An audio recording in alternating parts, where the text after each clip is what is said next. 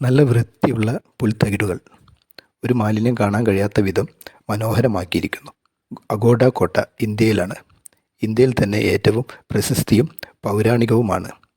സഞ്ചാരികൾക്ക് ഇരിക്കുവാൻ ഭംഗിയുള്ള ഇരിപ്പിടം, ഉരുക്കുകൾ കൊണ്ട് നിർമ്മിച്ച മുൻ വശത്തെ വാതിൽ, അതിമനോഹരമായ ഒരു ഫോട്ടോ ഗാലറി, കോട്ടയുടെയും ഗോവയിലെ പുരാതന നിർമ്മിതികളെയും ഉൾക്കൊള്ളിച്ചുകൊണ്ട് സഞ്ചാരികൾക്ക് ഉൾക്കൊള്ളാൻ കഴിയുന്ന വിധത്തിലാണ് ഇത് ഡിസൈൻ ചെയ്തിരിക്കുന്നത്.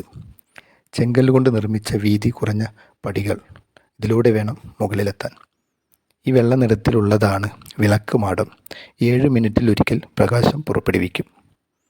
1609 കോട്ടയുടെ നിർമ്മാണം ആരംഭിച്ചിരിക്കുന്നത്.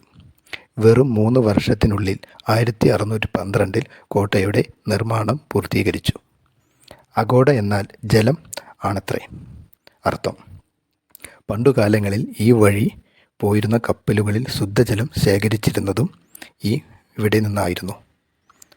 യുദ്ധസമയത്തും അടിയന്തരാവസ്ഥയിലും ഉപയോഗിക്കാൻ രഹസ്യ പാതയും ഇതിനുണ്ട്.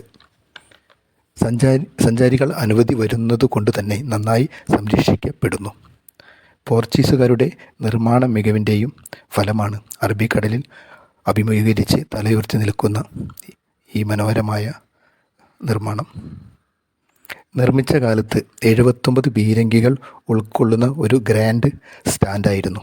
സലാസാർ ഭരണകാലത്ത് രാഷ്ട്രീയ എതിരാളികൾക്ക് വേണ്ടി ഉള്ള ഒരു ജയിലായി പുനർനിർമ്മിച്ചു. നല്ല വൃത്തിയിൽ പരിപാലിച്ചു വരുന്ന മനോഹരമായ ഒരു കോട്ട.